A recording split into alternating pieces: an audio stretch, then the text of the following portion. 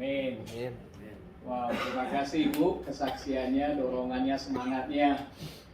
Selamat hari Minggu Bapak Ibu sekalian. Bagi yang baru pertama sekali, nama saya Immanuel, panggil saja Iman. Saya berterima kasih bisa mengenal Bapak-bapak Ibu yang baru di sini, demikian juga yang terus setiap minggu datang kemari. Kiranya pertemuan kita hari ini Tuhan beracara untuk menolong kita bertumbuh, dan saya percaya memang kehendak Tuhan. Kalau saya yang baru punya cucu sudah hampir 3 bulan, ya tentunya kan secara natural dia itu bertumbuh sendiri, nggak usah dibilang kamu harus bertumbuh, ya dia bertumbuh sendiri gitu. Tidak ada hal yang aneh di situ, karena memang karunia Tuhan adalah untuk kita bertumbuh. Nah, salah satu aspek pertumbuhan Bapak dan Ibu adalah tentang menemukan kembali firman yang hidup. Karena ini adalah makanan untuk kita bisa bertumbuh. Bayangkan saudara bahwa kita dijanjikan oleh Tuhan untuk hidup yang kekal. Di dunia ini paling 80 tahun. Tadi ibunya Peter 96 tahun. Luar biasa, saudara. Tapi Ibu Siti hampir 90 tahun. Tapi saudara, kita itu diberikan masa yang sangat panjang. Eternity, kekekalan gitu. Jadi kalau kita bertumbuhnya sekarang ini. Bertumbuhnya sekarang ini gitu. Karena memang nantinya itu suatu dunia yang lain dan waktunya sangat luar biasa, panjang, dan kita mungkin nggak bisa memikirkan hal itu. Topik pada pembicaraan tentang menemukan kembali firman yang hidup ini menyangkut tentang Alkitab, saudara. Nah, saudara bisa lihat ini ya. Ini perkamen gitu ya. Ada beberapa yang kita pilih sebagai contoh bahwa waktu Alkitab yang saat ini kita pegang itu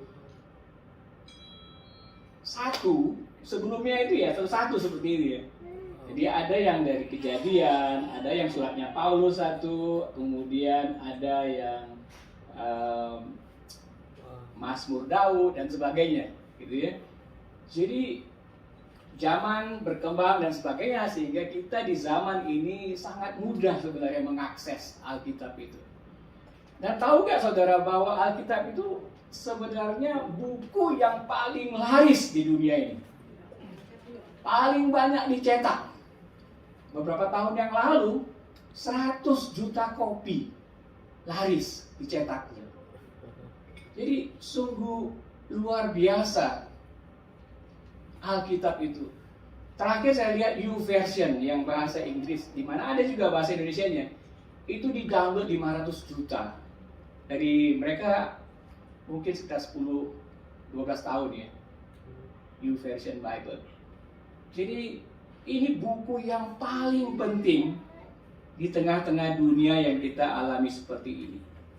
Sebelum kita berlanjut saudara tentang Alkitab, siapa orang tertua di Alkitab yang mati berusia 969 tahun? Nggak ada coklat, ada sandwich nanti ya makanya. Siapa yang paling tua di Alkitab yang mati berusia 99 tahun? Nah, ini Pak Daniel ini yang paling Alkitabnya yang saudara. Pak Daniel ini Alkitabnya itu yang paling banyak halamannya. Kalau kita semua Alkitabnya cuma 1 halamannya. Setuju nggak? Ya, coba tunjukkan Pak Alkitabnya Pak. Nah itu tuh kan ribuan halamannya itu. Nah, ahli Taurat. Sedangkan kita punya cuma 1 halaman ya. Ya enggak?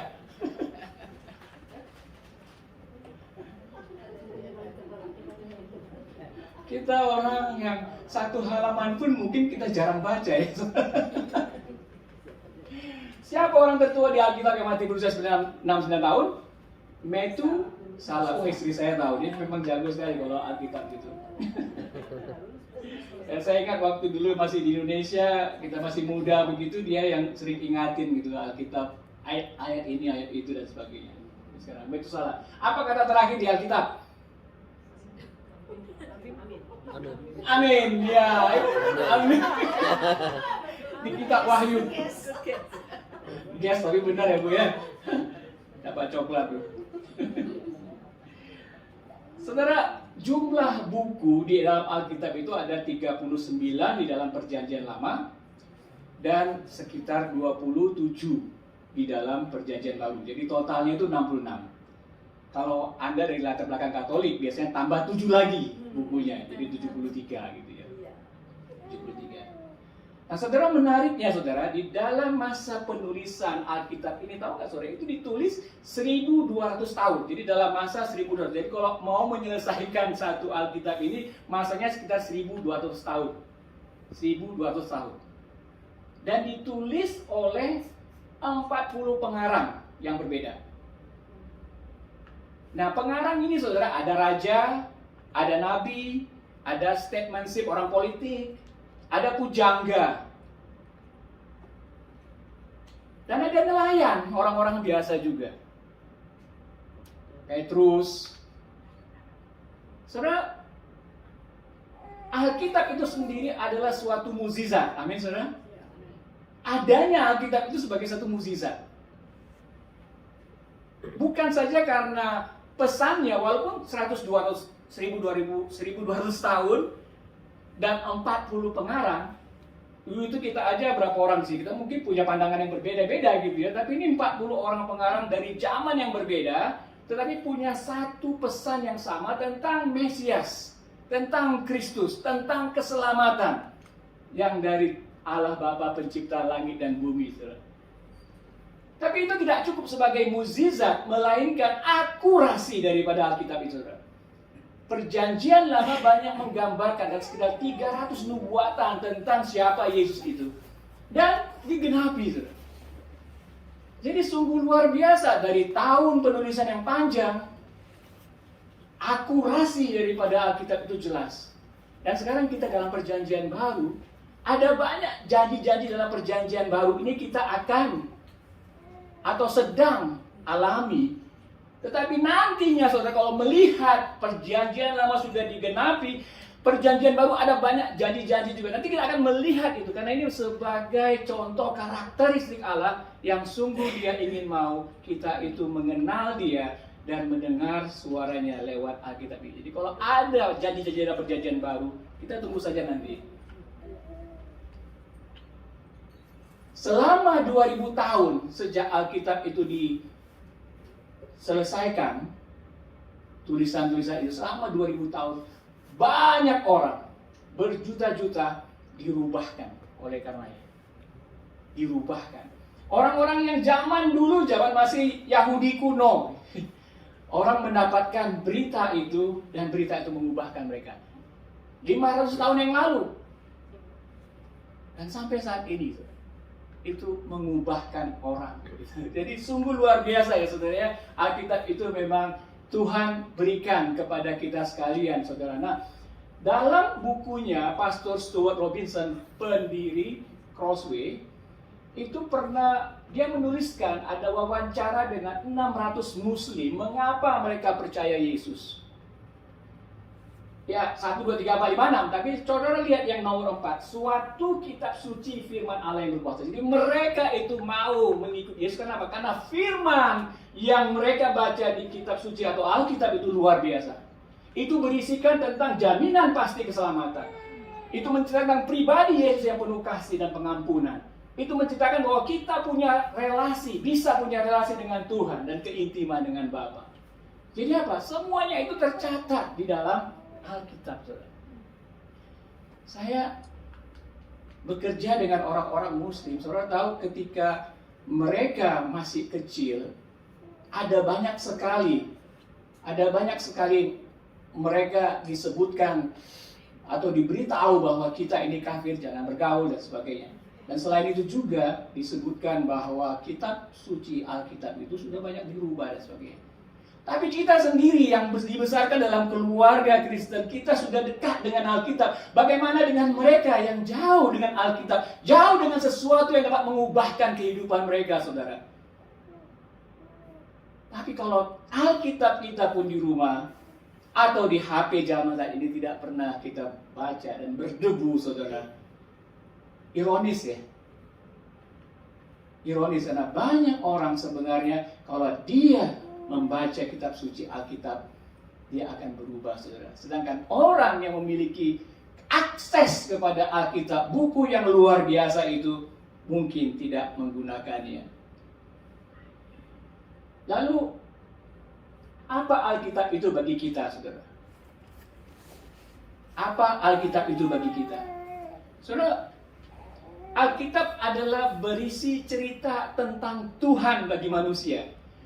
Tuhan ingin menyatukan manusia dengan dirinya, dan Tuhan ingin membangun relasi dengan manusia. Ini cerita dari Tuhan kepada kita sekalian. Ini uluran tangan Tuhan.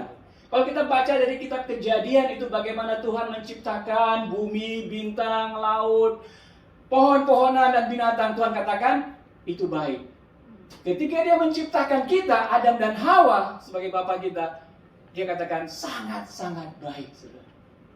Kenapa? Karena memang kebaikan dia itu bagi manusia, bukan pada pohon-pohon, binatang dan sebagainya, kepada kita gitu. Dia menunjuk kebaikan. Nah, kemudian iblis datang mau memecahkan gitu. Menghancurkan hubungan manusia itu dengan bapaknya. Demikian juga ketika manusia tambah berdosa. Karena Allah itu suci, dia tidak bisa hidup di dalam dosa-dosa manusia. Karena itu dikirimlah air bah. Sehingga apa? Manusia mati, dan kemudian Nuh dipanggil untuk mewakili Adam dan Hawa yang baru gitu. Jadi kalau kita baca Alkitab dari awalnya, kita akan melihat polanya di mana Tuhan itu ingin menyatukan manusia dengan dirinya. Ingin kita relasi dengan dia. Sedangkan iblis mencuri, menghancurkan, membinasakan. Kisah Musa, kisah Daud, Nabi Yahya, kata orang Muslim. Isa Al-Masih, kata orang Muslim. Itu semuanya adalah gambaran daripada cerita Allah untuk kita sekalian. Setiap buku di dalam Alkitab itu memiliki gambaran akan siapa Yesus Kristus. Walaupun, kalau tahu, mungkin pernah baca kitab Kidung Agung ya. Kitab romantis ya. Hubungan antara laki-laki dan perempuan secara romantis. Tapi apa hubungannya dengan Yesus ini? Hubungannya adalah ya kita ini mempelainya. Kita ini mempelai, menunjukkan setiap bagian-bagian dari Alkitab itu menunjukkan kepada siapa Yesus. Dan kalau kita lihat cerita Israel yang dilepaskan dari Mesir, saudara, dari perbudakan di Mesir, itu artinya apa? Itu artinya Yesus sendiri mau membebaskan kita dari perbudakan dosa, saudara. Jadi cerita ini semuanya ada di Alkitab. Mari saudara, kita melihat sekarang bahwa Alkitab itu satu uluran tangan Bapa kepada kita untuk membangun relasi dengan kita, saudara. Kalau kita biasanya menerima panggilan telemarketing, ya kan? Dan biasanya kita matiin aja ya. Unknown number, matiin kan? Ya kan? Wrong number ya. Matikan ya. Saya belajar dari istri saya itu, kalau tahu dia kalau saya biasanya asik telepon sedikit ya, bicara, tapi lama-lama saya tek kalau nggak unknown ya udah matikan. Sorry ya kalau misalnya ada yang telepon nggak ada Nah saudara, bayangkan sebenarnya calling, panggilan Tuhan bagi kita seperti itu. Dan kalau kita nggak melihat, membaca, merenungkan kitab itu seperti itu, kita matiin saja gitu loh. Itu seperti itu. Padahal dia mengulurkan tangannya untuk membangun relasi dengan kita, tapi kita nggak percayain Alkitab. Bukan tidak mempercayai, tetapi tidak membaca Alkitab. Apalagi melakukannya, saudara. Saudara, sikap-sikap yang salah terhadap Alkitab, saudara. Sikap-sikap yang salah, apa itu sikap-sikap yang salah terhadap Alkitab? Yang pertama-tama, saudara, Alkitab itu hanya untuk pendeta. Kemudian ahli-ahli, ahli Taurat di sini. Ahli Taurat, ahli-ahli Alkitab gitu. Orang-orang penting saja. Saudara, itu adalah kebohongan. Alkitab itu dibuat untuk setiap kita gitu membacanya. untuk setiap kita sudah pernah masuk di dalam 1000 tahun masa kegelapan gereja. Oleh karena apa? Dalam masa 1000 tahun itu hanya pemimpin-pemimpin gereja yang bisa membaca Alkitab. Jemaat-jemaat tidak bisa, hanya pemimpin, pastor dan sebagainya. Dan di dalam masa itu terjadilah banyak sekali manipulasi. Karena orang tidak tahu sebenarnya firman Tuhan itu mengatakan apa gitu. Karena hanya dipegang oleh orang-orang tertentu, saudara. Jadi Alkitab itu sebenarnya kita kalau belajar dari sejarah itu semua orang, puji Tuhan, ada Martin Luther dipanggil gitu untuk mendobrak pendapat-pendapat yang salah seperti itu. Bahwa kita bisa mempelajari Alkitab juga. Kita bisa membaca dan melakukannya. Saudara, ada juga yang mungkin melihat Alkitab itu sebagai aturan do and don't. Ini lakukan ini dan ini jangan lakukan. Sebagai hadis kalau dalam orang-orang yang lain itu. Peraturan-peraturan, saudara. Kalau kita melihat sebenarnya, kalau saya berdosa, nggak mau, nanti saya makin jelas bahwa saya berdosa gitu. Jadi orang melihat ini sebagai aturan do and don't yang membuat orang discourage untuk tidak terdorong untuk membacanya. Saudara. Ada juga orang yang menganggap Alkitab itu sebagai prasmanan. Kalau kita pergi ke pernikahan, acara pernikahan gitu kan, kita lihat di situ ada nasi liwet, ada gudeg, ada cendol, ada es teler, ada macam-macam lah gitu. Dan kita punya pilihan, saya mau makan gudeg aja gitu, yang lainnya saya ini. Jadi biasa kita milih-milih gitu loh. Di dalam Alkitab itu yang senang-senang saja. Oh, Yesusku baik, Yesus mencintai, ku cintai Yesus dan sebagainya gitu. Tapi ketika dibilang, kamu harus menyangkal diri, kamu harus memikul salib. Oh, no, itu untuk Pak Iwan saja. Disalibkanlah dia gitu. Saudara, hal-hal semacam ini sering kita sikap yang salah gitu loh dalam kita menghadapi Alkitab. Ada juga yang kue untuk hari khusus saja gitu. Kayak kue ulang tahun, hanya ulang tahun saja kita makan kue itu gitu. Padahal firman Tuhan katakan dia adalah roti hidup. Daily bread, setiap hari kita perlu makan. Demikian juga bukan hanya hari Minggu saja gitu. Ada beberapa yang mengatakan, saya datang hari Minggu sudah baca Alkitab, ya udah hari Minggu. Yang bacakan orang lain, saya cuma dengar gitu. Sudah, kita perlu menyadari bahwa ini uluran tangan Bapa untuk membangun relasi. Jangan kita coba, stop gitu. Saudara, memang ya beberapa orang, ya kemarin di dalam live group ada beberapa bulan yang lalu, atau minggu yang lalu, ada yang memang kata, saya kalau baca dari kitab perjanjian lama itu sulit. Setuju saudara? Banyak sekali kata-kata yang nggak mengerti. Bicara, baca Yesaya, Yeremia, segala macam, apalagi imamat gitu dan sebagainya. Saudara, memang ada hal itu. Tapi ada beberapa hal yang saya kira penting kita ketahui bahwa di dalam Alkitab itu ada semacam jenis atau genre daripada kitab itu sendiri. Karena tadi saya katakan di awalnya itu memang dia masing-masing kitab itu ada penulisnya, pengarangnya. Nah, genrenya itu jenisnya ada yang sifatnya narasi, cerita atau sejarah. Itu seperti kitab Kejadian. Itu sejarah gitu loh. Kemudian juga raja-raja yang kita lihat kemarin Daud itu kita narasi bentuknya. Jadi kita bisa menafsirkan sesuai dengan tipe jenis tulisannya gitu. Nah, kalau kita lihat kitab-kitab puisi seperti apa? Mazmur, Pengkhotbah, Amsal.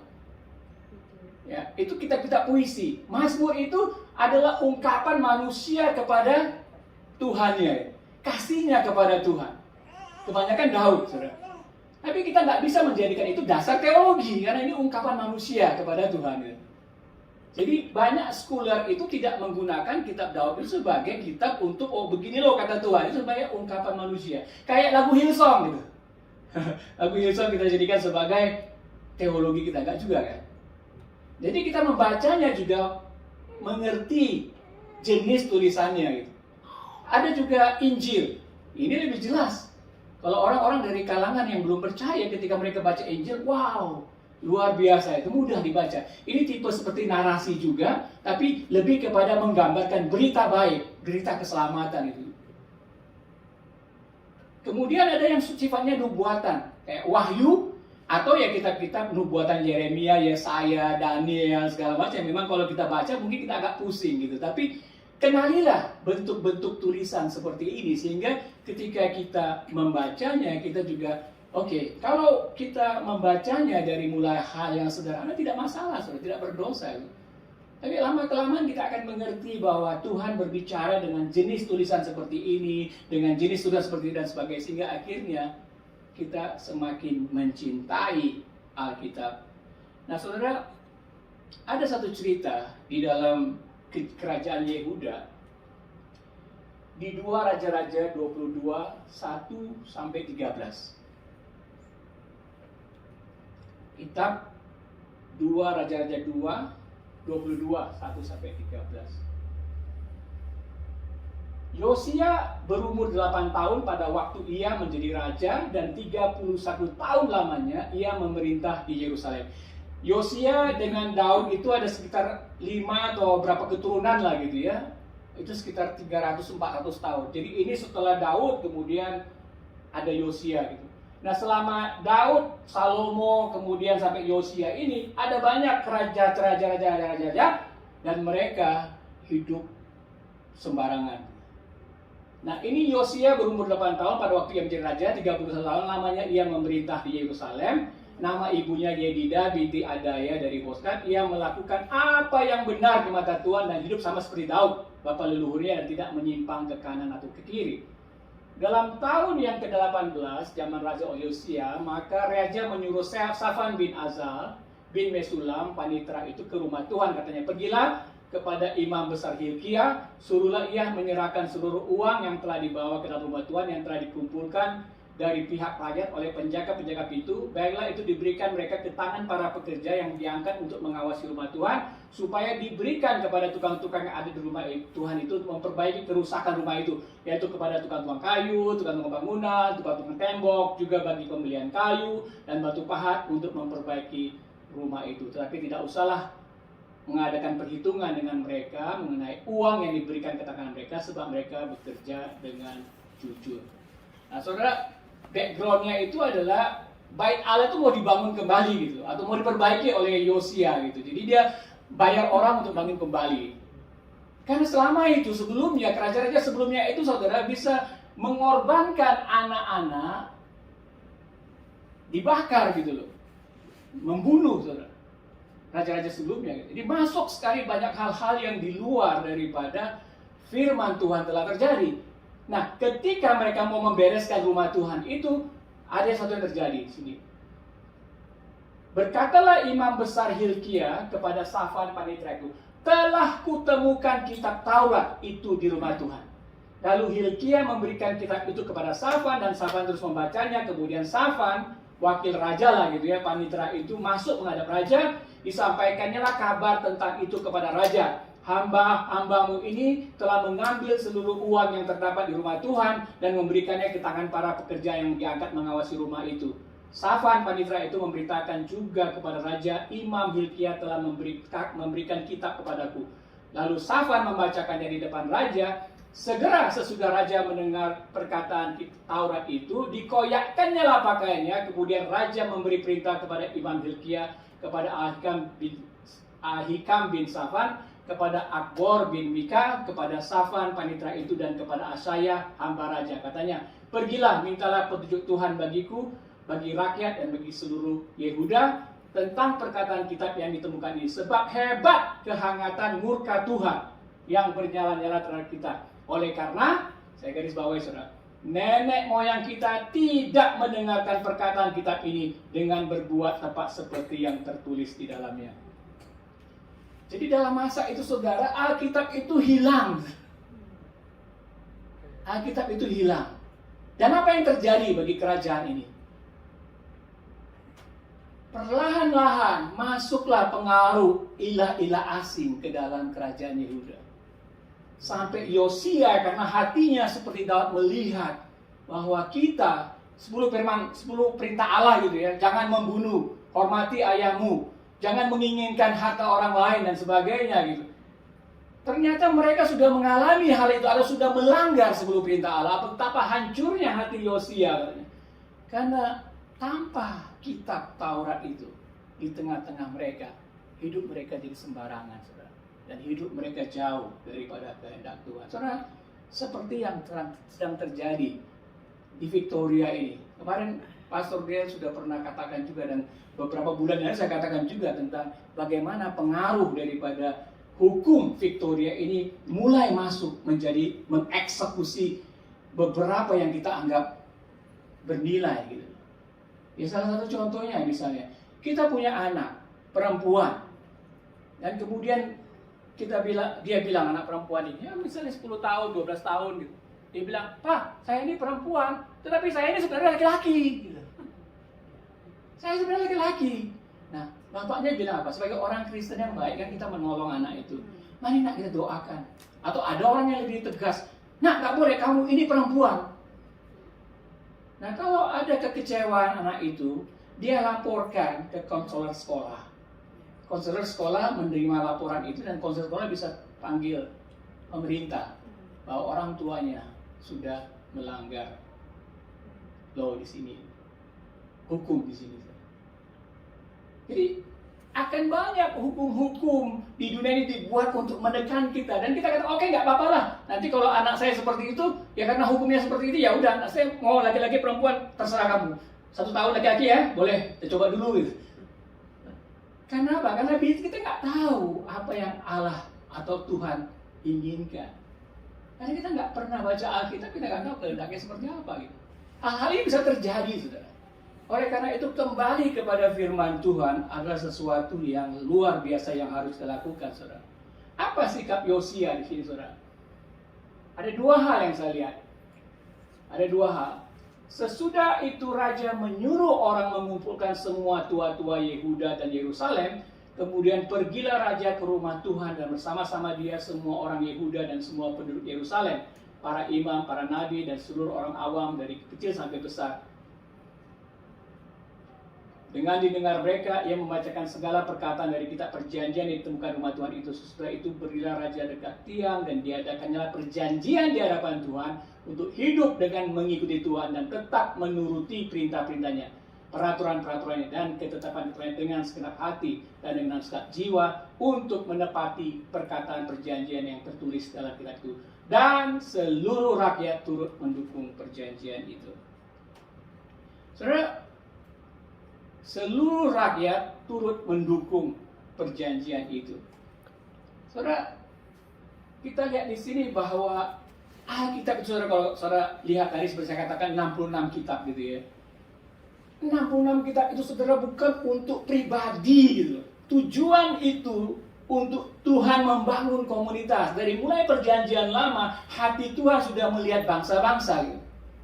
Kenapa? Karena ketika Abraham itu dipanggil dia akan menjadi berkat bagi bangsa-bangsa. Dan siapa berkat itu? Yesus keturunannya dari Abraham juga. Dan Yesus sehingga bangsa pilihan Allah bukan hanya Israel, termasuk juga Indonesia. Termasuk juga Australia dan sebagainya, saudara. Jadi kalau kita melihat konteks yang dilakukan oleh Yosia di sini bahwa seluruh rakyat turut mendukung perjanjian. Memang firman itu untuk individu bisa kita ambil ya. Oh, saya senang Tuhan mengatakan demikian, itu bagus, saudara, bisa. Tapi secara garis besar big picture-nya itu diberikan untuk komunitas, saudara. Komunitas. Makanya Yesus Tuhan kita bangun apa? Dia bangun gereja, dia mendirikan gereja. Gereja itu apa? Eklesia, kumpulan orang-orang gitu. Kumpulan orang-orang. Jadi di mata Bapa, di mata Tuhan, kalau kita belajar dari Alkitab, dia ingin satu kelompok, satu bangsa, satu gereja gitu yang semuanya itu bisa mendengarkan firman-Nya, mentaati firman-Nya dan mengalami transformasi di dalam dunia ini. Saudara, selama tahunan kitab itu hilang, diabaikan, saudara. Dan apa yang terjadi setelah kitab itu diabaikan dan ditemukan kembali, raja memberi perintah kepada imam besar Hilkia dan kepada para imam tingkat 2 dan kepada para penjaga pintu untuk mengeluarkan dari batuan segala perkasa yang telah dibuat untuk Baal, Aserah dan untuk segala tentara langit. Saudara, ingat di sini, Ada imam besar, ada imam 32, tapi nggak ada Alkitabnya, saudara. Bisa kan? Jadi makanya Yesus katakan dia sangat marah kepada orang Farisi itu. Karena mereka tidak melakukan dan nggak peduli, dia buat aturan manusia yang diikuti gitu. Nah, saudara, setelah ini lalu dibakarnyalah semuanya itu di luar kota Yerusalem di padang-padang Kidron. Jadi baik Allah sendiri kayak gereja itu sudah masuk Baal gitu, sesembahan orang pada masa itu.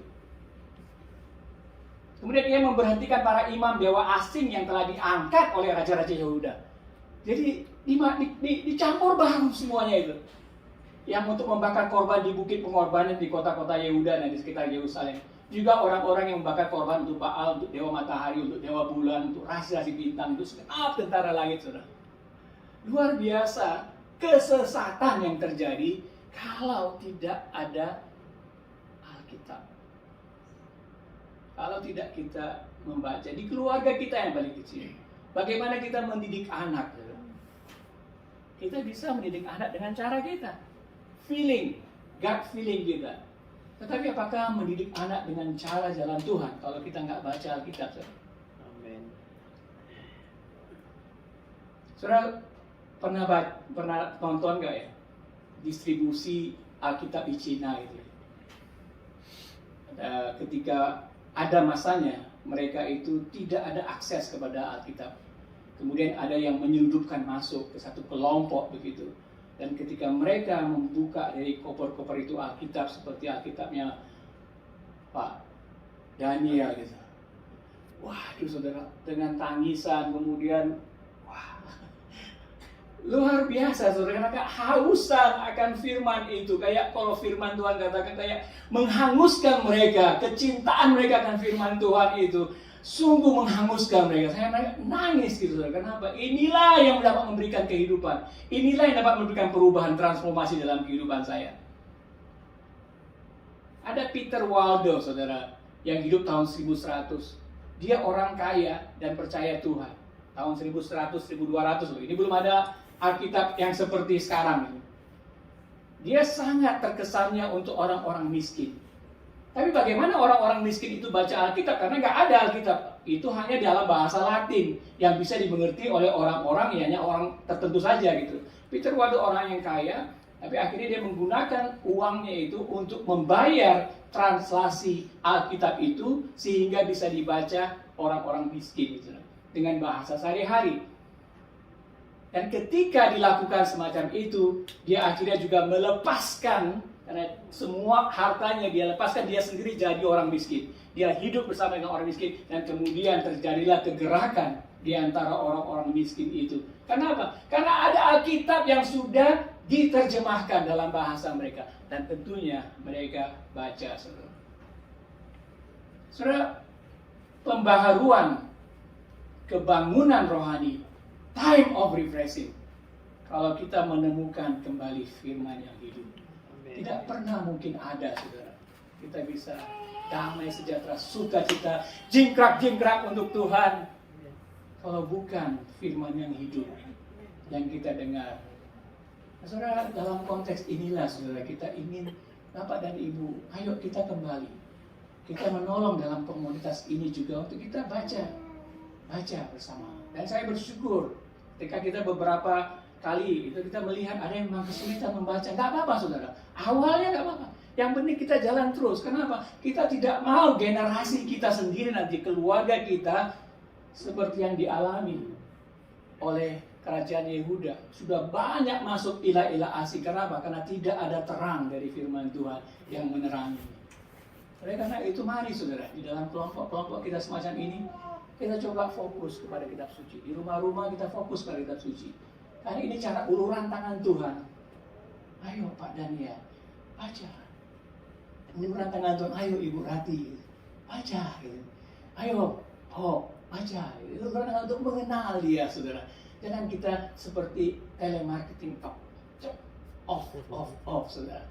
Ya Tuhan, apa yang mau Engkau katakan? Harus siap mendengar.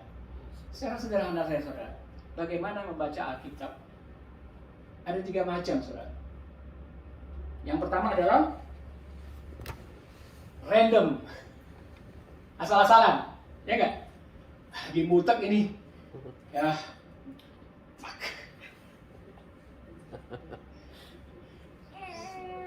Salibkan dia. Nggak apa-apa, saudara. Kita bisa membaca Alkitab, buka begitu, nggak masalah itu. Ya, random daripada tidak baca, ya nggak? Ada yang minta mengusulkan kasih Alkitab itu dekat toilet gitu. Karena kebanyakan kita pakai handphone ya. Handphone itu kan banyak sekali distraction, saudara. Alkitab itu mana menarik, ya nggak? Itu paling terakhir ya. Karena lebih banyak di sosial media, ada cerita ini sedikit, ada TikTok, ini misalnya lucu-lucu gitu loh. Oh, tak kira itu pengen, saudara. Oleh karena itu kasihlah Alkitab di daerah situ, Alkitab yang lain. Dan ya kita bisa random bukanya gitu. Apa saja gitu. Ya. Itu udah umum. Dan it's not sin. Gak berdosa kok gitu. Daripada tidak sama sekali, saudara. Baca kita. Nah, sekarang kita punya banyak teknologi, saudara, yang bisa mengingatkan kita. Kalau kita baca pakai yang sifatnya kayak tadi itu YouVersion gitu, ada bisa diingatkan kita untuk baca dan sebagainya. Udah diingatkan masih nggak mau juga, itu bangetan, saudara. Bertobat, saudara. Saudara, random, it is okay. Tapi ada juga yang sifatnya mau belajar. Ya kalau mau belajar ya kita misalnya mau belajar kitab Injil itu Matius, Markus, Lukas, Yohanes. Apa perbedaannya sebenarnya? Nah kalau kita dari kalangan yang sering memuridkan, kita biasanya menggunakan satu kitab ya, yang sederhana misalnya kitab Markus, sederhana. Kita pelajari dan kemudian kita tutup dan kita lihat dari situ, oh ini cara Yesus memuridkan ya. Kita belajar dengan disiplin gitu tadi. Nah ada belajar Alkitab yang untuk orang awam gitu. Ya kembali lagi kepada kitab Lukas misalnya. Kita mau belajar kitab Lukas ini. Nah, ada metodenya yang kita berikan kepada para pemimpin di lapangan. Bagaimana dia membaca Alkitab yang sifatnya itu bukan tambah pengetahuan, tapi bisa melakukan walaupun sedikit gitu. Nah kemarin waktu bicara sama Pastor Idi, beberapa ada teman kan Pastor Idi bilang, Pastor Idi adalah istri daripada Pastor Bill Stephenson. Dia mengatakan bahwa kita itu harus relearn, belajar kembali. Karena selama ini banyak kita belajar itu dari pendeta, dari tradisi-tradisi yang mungkin sudah tidak lagi tertulis seperti jalannya Yesus. Nah kalau kita kembali kepada kitab Lukas, Markus, kita melihat jalan Yesus seperti ini gitu. Jadi kalau tidak sama dengan saya sekarang ini, ya karena itu kita perlu untuk relearn, belajar kembali dengan baca kembali sehingga kita bisa menemukan, oh jalannya Yesus itu seperti ini coba memuridkan, jalannya Yesus seperti ini bergaul, jalannya Yesus seperti ini untuk memaafkan dan sebagainya, saudara. Jadi kita bisa belajar secara disiplin dengan studi itu, tapi juga kita bisa random. Dan yang terakhir saudara, kita bisa topical. Ya topical seperti ini, kita bisa baca tentang apa sebenarnya firman yang hidup itu. Kalau kita punya masalah ya tentang relasi suami istri, kita bisa baca tentang Efesus 5 gitu. Bagaimana relasi suami istri menurut Alkitab gitu. Itu topical. Kalau kita bicara tentang cari pekerjaan atau mendidik anak, ada banyak sekali. Di dalam pelayanan kita ada 54 bahan-bahan. Bahan-bahan untuk single mom, bahan-bahan untuk single dad, bahan-bahan untuk anak-anak muda. Tergantung, karena Alkitab itu kaya sekali. Jadi topikal, bisa kita bantu mereka untuk Bible study atau discovery Bible study dengan bahan seperti itu. Kalau kita membaca Alkitab dari kitab Kejadian sampai Wahyu, kira-kira berapa jam dengan suara keras? 72 jam cuma, saudara. 72 jam. Kalau di sini kita ada 20 orang, satu orang baca 1 jam gitu, ya kita bisa 40 jam. Dan kita mungkin kerjasama dengan gereja lain atau dengan yang kita bisa mengadakan satu kontes gitu loh, baca Alkitab. 72 jam. 50 itu sekitar 72 orang atau 36 orang kalau misalnya satu orang itu mau baca 2 jam. Live.